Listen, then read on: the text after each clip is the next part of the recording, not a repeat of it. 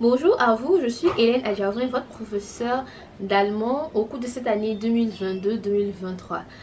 Alors, aujourd'hui, nous allons voir comment est-ce qu'on conjugue un verbe en allemand. C'est une notion très simple à acquérir. Il faut savoir que déjà un verbe, c'est l'élément qui mène l'action dans une phrase. Et sans le verbe, on ne peut pas vous comprendre. Donc, il existe une multitude de verbes en allemand.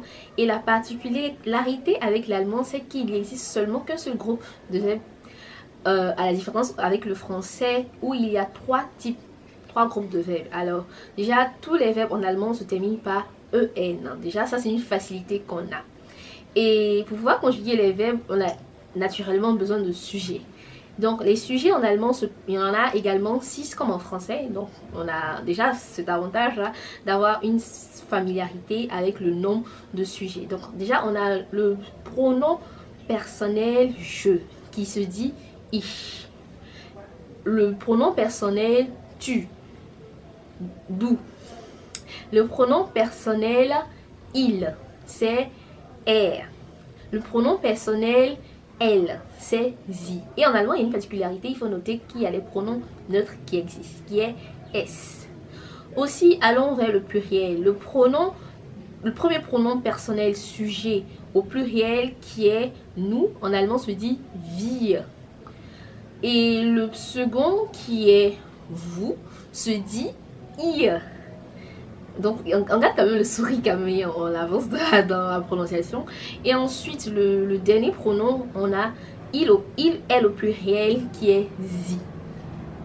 Un sie avec un S minuscule IL.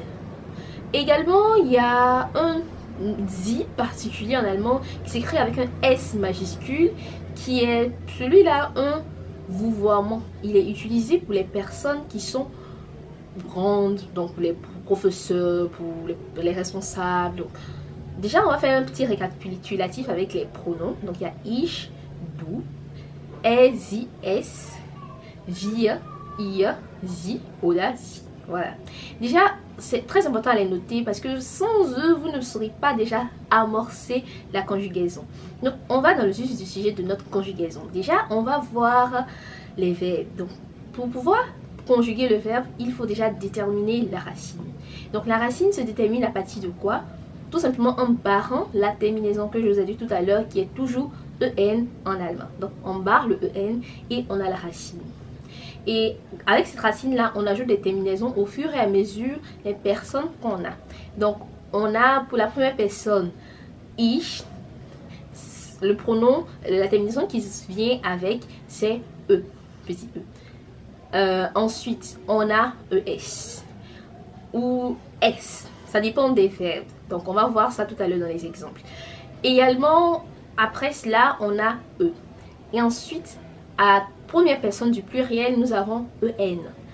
À la deuxième personne du pluriel, nous avons ES ou T, ET ou bien EST. Ça dépend un peu.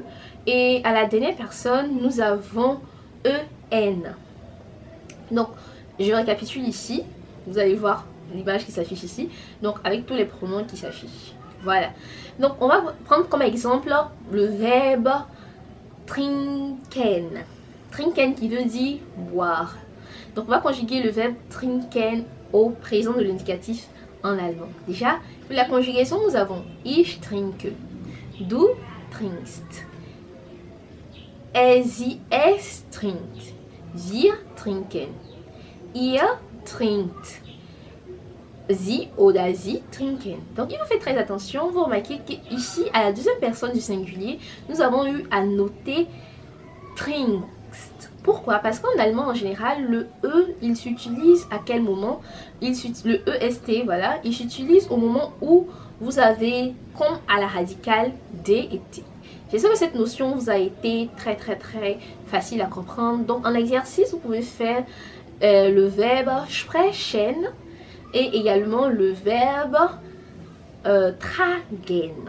Aussi, un autre verbe très simple, vous avez la possibilité de pouvoir faire le verbe sagen. Voilà.